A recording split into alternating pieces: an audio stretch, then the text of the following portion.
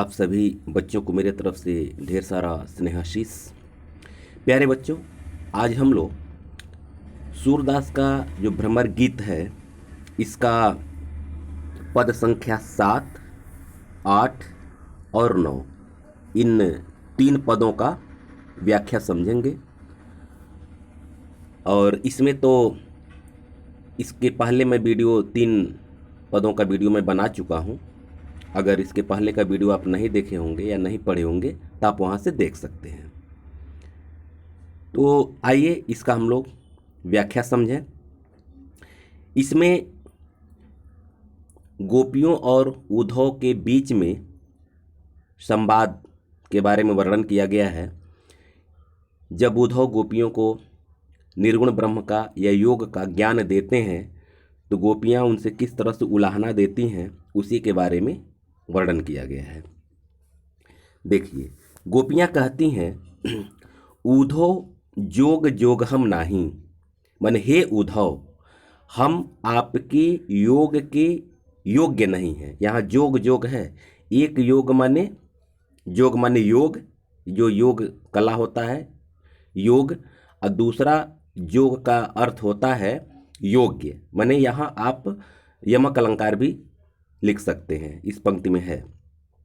तो हे उद्धव आपके योग के योग्य हम लोग नहीं हैं। ठीक है। अबला सार ज्ञान कह जाने कैसे ध्यान धराही। वो कहती हैं कि हम अबला हैं और आपके ज्ञान का सार हम कैसे जान सकते हैं और कैसे ध्यान धराही और किस तरह से हम योग में ध्यान लगा सकते हैं। मैंने हम लोग अबला हैं और आपका जो योग का जो ज्ञान तत्व है उस योग के ज्ञान तत्व को हम नहीं समझ सकते हैं और हम लोग उसमें ध्यान नहीं धारण कर सकते हैं। तेई मुंदन नयन कहत हो हरि मूरत जिनि माही। कहती हैं, गोपियाँ कहती हैं कि हे उद्धव आप उस नयन को, आप उस आँख को मुंदन बंद करने के लिए कहते हो, क्योंकि योग आँख को बंद करके ही किया जाता है। इसलिए वो उद्धव से उलाहना देते हुए कहती हैं कि हे उद्धव तुम उस नयन को, उस आँख को मूंदने के लिए कहते हो, बंद करने के लिए कहते हो। हरि मूरत जिन माही, जिन आँख में हरि की मूर्ति बसी हुई है, मन जिन आँखों में हमारे श्री कृष्ण की, हमारे कान्हा की मूर्ति बसी हुई है, उन आँखों को तुम बंद करना चाहते हो या बंद करने के लिए कहते हो। ऐसी कथा कपट की मधुकर हमते सुनी न जाही। हे मधुकर, मधुकर मन होता है भंवरा, लेकिन भंवरे के माध्यम से वह उद्धव को व्यंग करती हैं, यानी कि भंवरे को उद्धव के रूप में प्रस्तुत करते हुए कहती है कि हे मधुकर, हे भंवरे, ऐसी कथा कपट की, ऐसी कपट की कथा हमते सुनी न जाही, हमसे सुना नहीं जा सकता है। माने कपट की कथा किसको कहती हैं? योग की कथा को, माने योग विद्या को। योग विद्या को गोपियाँ कपट की कथा कहती हैं। तो कहती हैं कि हे मधुकर, हे भंवरे, ऐसे कपट की कथा हम आज तक नहीं सुने हैं। ठीक है, आगे देखिए। श्रवण चीर सिर जटा बधावहूँ ये दुख कौन समाही। कहती हैं कि कान को चीरना, जैसे कि योग कला में कान को चीर करके मैंने कान में कुंडल पहना जाता है, तो वही बात बता रही हैं। और सिर पर जटा मतलब सन्यासियों का वेशभूषा बनाया जाता है। तो कह रही हैं कि कान को चीरना, सिर पर जटा बांधना, ये दुख कौन समाही, इस दुख को कौन सहन कर सकता है। मैंने कह रही हैं कि हे उद्धव आप जिस योग ज्ञान की बात बता रहे हैं उसमें कान को चिरवाना, माने कान को छेदना, कुंडल पहनना, सिर पर जटा बांधना, यह भयंकर दुख हम लोगों के सहन करने के योग्य नहीं है। इस दुख को हम लोग नहीं सहन कर सकते हैं। आगे देखिए।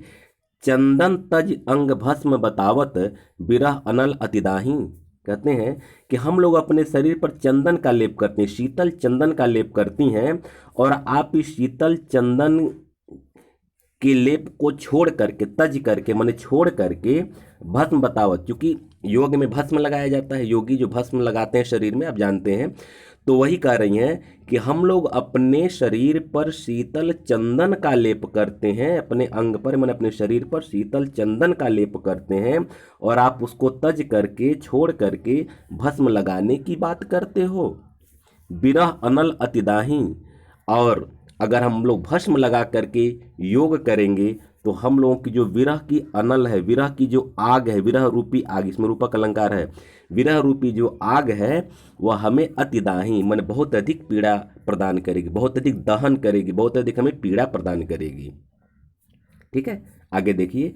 जोगी भ्रमत जाहि लग भूले, सोतों है अपमाही।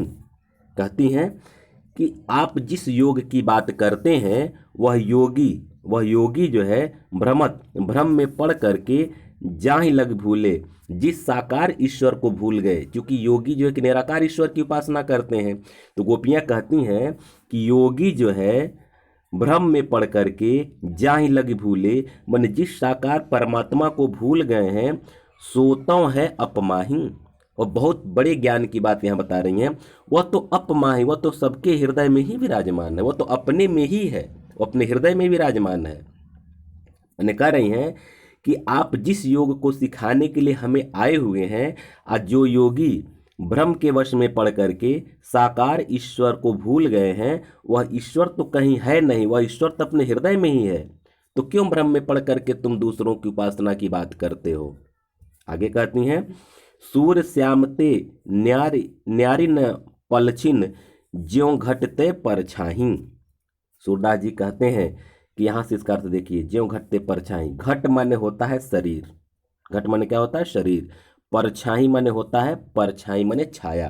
ठीक है ना, ज्यों माने जिस प्रकार। यहाँ इस पंक्ति में आप अनुप्रास अलंकार लिख सकते हैं, सॉरी वो उत्प्रेक्षा अलंकार लिख सकते हैं, जनु जानो ज्यों त्यों, ऐसे होता है। तो कह रहे हैं कि इस शरीर से जिस प्रकार छाया नहीं अलग हो सकती है, इस घट से, इस शरीर से जिस प्रकार छाया नहीं अलग हो सकती है, उसी प्रकार सूरदास जी कहते हैं, श्याम तय न्यारी न पलछिन। हम लोग, न्यारी मन होता है न्यारे होना, माने अलग होना, न्यारी माने अलग। हम लोग जो है एक पल भी श्याम के बिना न्यारे नहीं हो सकते हैं, अलग नहीं हो सकते हैं। माने जिस प्रकार से शरीर से छाया को अलग नहीं किया जा सकता है, शरीर से छाया एक क्षण के लिए अलग नहीं हो सकता है, उसी प्रकार हम लोग एक पल भी श्याम के बिना अलग नहीं रह सकते हैं। ठीक है, तो इस तरह से ये आपका इस पद का, 7वें पद का व्याख्या कंप्लीट हुआ। इसके पहले मैं आपको काव्यगत सौंदर्य के बारे में बता चुका हूँ। लगभग सारी बातें उसी तरह से रहेंगी। कुछ बातें इसमें आप अलग से लिख सकते हैं कि इसमें गोपियाँ उद्धव के जो योग ज्ञान को या निर्गुण ब्रह्म को सारहीन बताई हैं, या सारहीनता का वर्णन किया गया है। इस पद में गोपियों द्वारा निर्गुण ब्रह्म के सारहीनता का वर्णन किया गया है। एक पॉइंट आपका ये हो जाएगा। भाषा आपका हो जाएगा ब्रज भाषा। ठीक है, रस इसमें जो है कि वियोग श्रृंगार, आप देख रहे हैं तो श्रृंगार रस लिख सकते हैं या फिर वियोग श्रृंगार लिख सकते हैं। फिर आपका जो है ये गुण जो है, इसमें माधुरी गुण आप लिख लेंगे। फिर इसके बाद शब्द शक्ति जो है लक्षणा और व्यंजना हो जाएगा। अलंकार मैं बताया हूँ, यमक भी है, आपका रूपक भी है, उत्प्रेक्षा भी है। तो इस तरह से आप इसको लिख सकते हैं। अब मैं हर एक पदों का काव्यगत सौंदर्य नहीं बताऊंगा, इसके पहले मैं कई वीडियो बना चुका हूँ, काव्यगत सौंदर्य के साथ बनाया हूँ, आप उसी से लिख सकते हैं। चलिए आगे बढ़ा जाए, 8वां देखा जाए।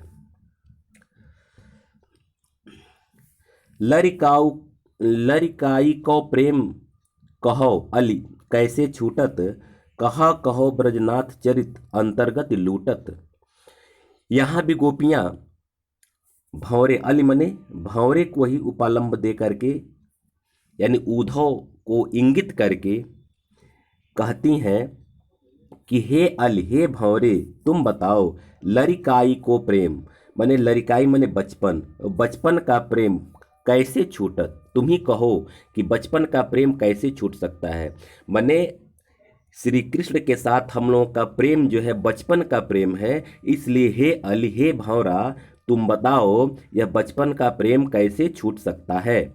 कहा कहो ब्रजनाथ चरित अंतर्गत लूटत। मैं ब्रजनाथ अर्थात श्री कृष्ण, मैं श्री कृष्ण के चरित्र का वर्णन कहाँ तक करूं। मैं श्री कृष्ण के चरित्र का वर्णन कहाँ तक करूं। उनका चरित्र माने उनका लीला अंतर्गत लूटत। अंतर्गत माने हृदय को, लूटत माने लूट लेता है, माने हृदय को प्रभावित कर देता है, हृदय को आकर्षित कर लेता है, हृदय को वशीभूत कर लेता है। माने श्री कृष्ण की लीला जो है, श्री कृष्ण का चरित्र जो है, उसका वर्णन मैं कहाँ तक करूं, क्योंकि उनका लीला हम लोगों के चित्त को, हम लोगों के हृदय को अपने आप अपनी तरफ आकर्षित कर लेता है। आगे देखिए, वह चितवन वह चाल मनोहर वह मुस्कान मंद धुनि गावनी। अब उनके लीलाओं का वर्णन करते हुए या उनको याद करते हुए कहती हैं, वह चितवन, उनका चितवन माने तिरछी नज़र से देखना, उनका मनोहर चाल, उनका मुस्कुराना, और धुन मंद धुनि गावत, और बांसुरी का मधुर धुन में गाना, बांसुरी से मधुर धुन में गाना, यह सब हम लोगों को बरबस से आकर्षित कर देता था। कहती हैं कि हे उद्धव, श्री कृष्ण का चितवन मन तिरछी नज़र से देखना, उनका मन मोहित करने वाली चाल, उनका मंद मंद मुस्कान और मधुर धुन में बांसुरी बजाना, यह सब हम लोगों को बरबस से आकर्षित कर देता था। नटवर वेश नंद नंदन को वह विनोद वह बनते आवती। कह रहे हैं मेरे उस नटवर का वेशभूषा, नंद नंदन माने श्री कृष्ण, माने श्री कृष्ण का विनोद माने विनोद क्रीड़ा करना, हंसी मजाक करना, मरे मेरे नटवर का वेशभूषा श्री कृष्ण का हंसी मजाक करना, वह बनते आवन, और शाम के समय जब वन से आते थे, यह सारा दृश्य हम लोगों को अपने आप ही यानी बरबस ही उनकी तरफ आकर्षित कर लेता था, बरबस ही मोहित कर लेता था। उनका वेशभूषा, श्री कृष्ण का हंसी मजाक करना, मनोविनोद करना, मन हंसी मजाक करना, और वन से आना, यह सब दृश्य हम लोगों को आज भी याद पड़ रहा है, और वह दृश्य बरबस ही उनकी तरफ हमें आकर्षित कर लेता है। चरण कमल की सौह करती हूँ, यह संदेश मोहि विषम लागत। गोपियाँ कहती हैं कि मैं अपने श्री कृष्ण की चरण कमल की सौह माने सौगंध लेकर के कहती हैं, माने हम लोग अपने कृष्ण के चरण कमल की सौगंध लेकर के कहते हैं, मन कसम खा करके कहती हैं कि यह संदेश मोहि विषम लागत, यह संदेश हम लोगों को विष के समान लग रहा है। कौन संदेश? जो आप योग ज्ञान का संदेश दे रहे हैं, जो आप निराकार ईश्वर का संदेश दे रहे हैं, वह संदेश, वह ज्ञान हम लोगों को विष के समान लग रहा है, जहर की भांति लग रहा है। ठीक है, आगे देखिए।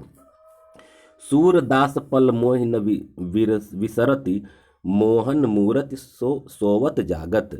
सूरदास जी कहते हैं कि गोपियाँ कहती हैं कि हे उद्धव, मोहन की मूर्ति माने मेरे प्यारे कृष्ण का मनोहर मूरत, सोवत जागत सोते जागते, हर पल हर क्षण, मोहि न विसरत हमें भूल नहीं रहा है, हमें भूलता नहीं है। हे उद्धव, श्री कृष्ण की मनोहर मूर्ति, उनका मनोहर सूरत, मनोहर मूरत, सोते जागते या हर पल हम लोगों को भूलता नहीं है। ठीक है बच्चों, आइए, आशा है कि आप लोगों को यह भी अर्थ समझ में आ गया होगा। आइए हम लोग 9वां देखते हैं।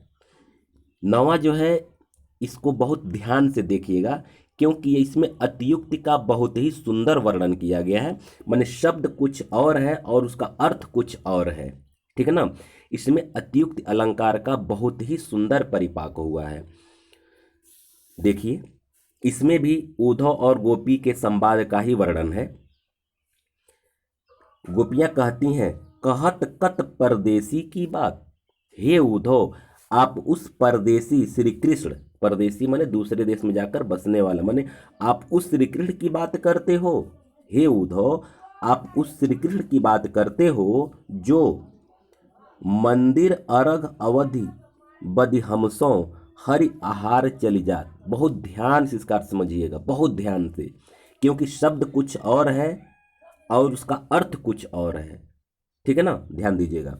मंदिर अर्घ का मतलब होता है मंदिर का आधा भाग, मंदिर माने घर, घर का आधा, तो घर का तात्पर्य महीने से है। महीने का आधा कितना दिन होता है? 15 दिन होता है ना, एक पक्ष होता है। मंदिर का आधा पक्ष आधा भाग मन एक पक्ष, मंदिर का एक पक्ष यानी कि महीने का एक पक्ष यानी 15 दिन। इसका अर्थ पहले समझिए। अवधि बधि हमसो, अवधि माने समय, बधि माने कह करके, हमसो माने गया। मेरा कान्हा, मेरा नटखट, मेरा कृष्ण क्या कह करके गोकुल से मथुरा गया कि हम मंदिर अर्घ माने 15 दिन की अवधि माने 15 दिन में हम लौट आएंगे, यह कह करके हमसे गए। ठीक है। हरि आहार चली जात, लेकिन हरि आहार, हरि होता है आप जानते हैं शेर का पर्यायवाची है, शेर सिंह। आहार, सिंह का आहार माने सिंह क्या खाता है, सिंह क्या भोजन करता है? तो मांस। क्या है? सिंह का भोजन क्या है? मांस, मांस है ना। तो कह रहे हैं कि मांस का मतलब होता है यहाँ मास, मास का मतलब महीने से इसका अर्थ लेंगे। मांस अर्थात मास, मास माने महीना। कि श्री कृष्ण हम लोगों से 15 दिन की अवधि कह करके गए, कि वह यह कह कर गए कि हम 15 दिन में लौट आएंगे, लेकिन हरि आहार माने मास पर मास माने कई महीने कई मास बीत गया, चली जात माने चला गया, लेकिन वह लौट करके नहीं आए। इसका अर्थ फिर से समझिएगा, 2 लाइन का अर्थ। गोपियाँ कहती हैं कि हे उद्धव, आप उस परदेसी अर्थात आप उस श्री कृष्ण की बात करते हो जो हम लोगों से 15 दिन की अवधि कह करके गए कि हम 15 दिन में वापस गोकुल लौट आएंगे, लेकिन हरि आहार यानी मास चला गया, मन कई महीने चला गया, लेकिन वह लौट करके नहीं आए। ठीक है, आगे देखिए।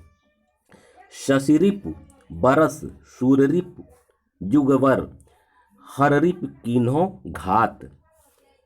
शशि रिपु, शश मन होता है चंद्रमा, रिपु मन होता है शत्रु। तो चंद्रमा का शत्रु क्या है? दिन, माने दिन होता है तो चंद्रमा विलुप्त हो जाता है। तो चंद्रमा का शत्रु क्या है? दिन। ठीक है ना। तो दिन माने एक दिन, वर्ष माने वर्ष के समान व्यतीत हो रहा है। ध्यान दीजिएगा अर्थ में, एक दिन जो है वर्ष के समान व्यतीत हो रहा है। सूर रिपु, सूर माने सूर्य, रिपु माने शत्रु। तो सूर्य का शत्रु क्या है? रात, माने रात होता है तो सूर्य छिप जाता है। ठीक है ना। तो सूर्य का शत्रु क्या है? रात। और रात जो है युग माने युग के समान बीत रहा है। ठीक है ना, युग के समान बीत रहा है। माने कहती हैं गोपियां कि हे उद्धव, हम लोगों के लिए एक दिन वर्ष के समान बीत रहा है और एक रात युग के समान बीत रहा है। हर रिपु, हर कहते हैं महादेव, हर हर महादेव यानी शिव जी। शिव जी का जो शत्रु है हरि रिपु, शिव जी के शत्रु कौन है? कामदेव। कामदेव जो है शिव जी के शत्रु माने जाते हैं।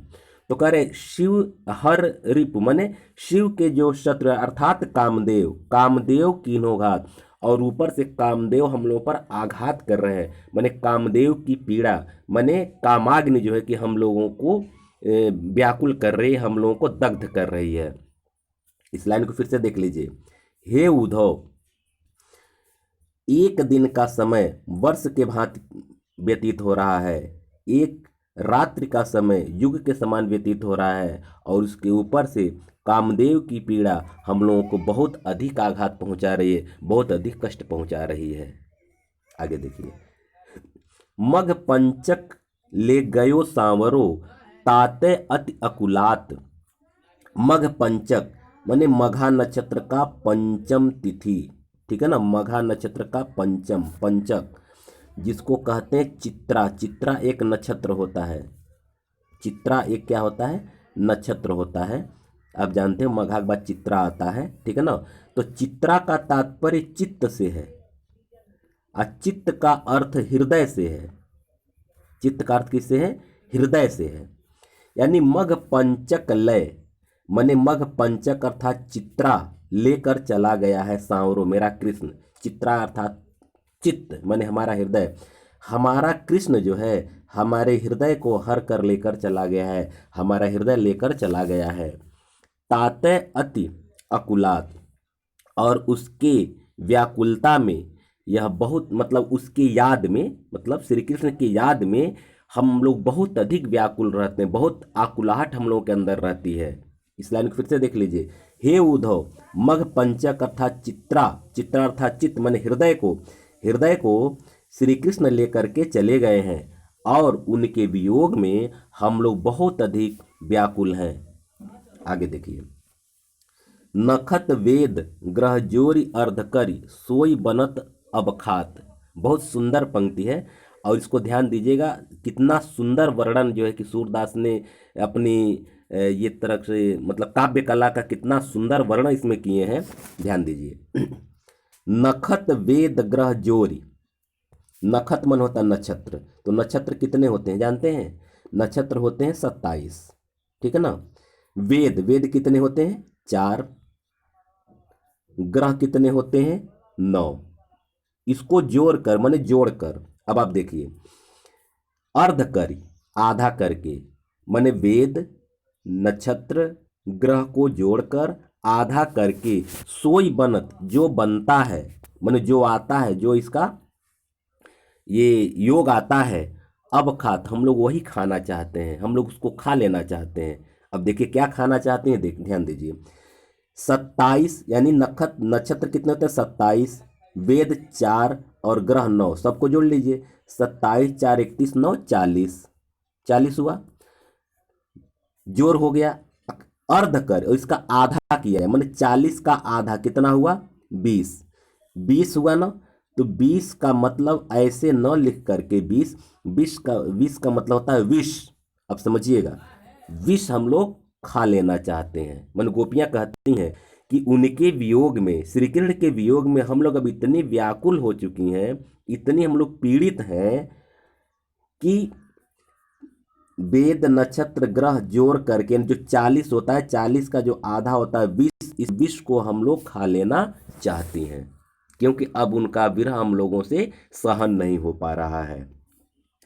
आगे कहती हैं, सूरदास बस भई बिरह के कर मीजे पछतात। सूरदास जी कहते हैं कि गोपियां कहती हैं कि हम लोग विरह के बस में हो गई हैं, हम लोग श्री कृष्ण के विरह के बस में हो गई हैं और कर मीजे पछतात, और हम लोग हाथ मीजना मतलब कर मीजना, हाथ को मलते हुए पछता रही हैं कि हम लोग कहाँ से कहाँ श्री कृष्ण से प्रेम किए, क्योंकि उस श्री कृष्ण के वियोग में हम लोग इस कदर से व्याकुल हैं कि यह व्याकुलता कब समाप्त होगी, यह विरह कब समाप्त होगा, इसका कुछ पता नहीं चल पा रहा है। इसलिए हम लोग श्री कृष्ण से प्रेम करके अब पश्चाताप कर रही हैं, हाथ मलते हुए पश्चाताप कर रही हैं कि कहाँ से कहाँ हम लोग श्री कृष्ण से प्रेम किए, क्योंकि उनके प्रेम के विरह में हम लोग हो गए, उनके प्रेम के विरह के बस में हम लोग हो गए हैं।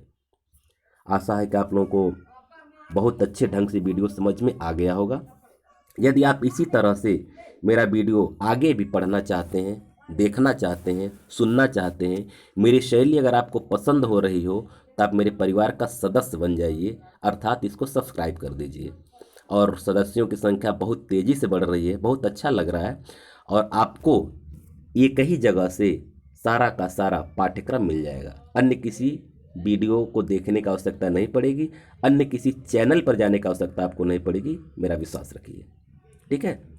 आप सभी लोगों को एक बार पुनः बहुत बहुत धन्यवाद।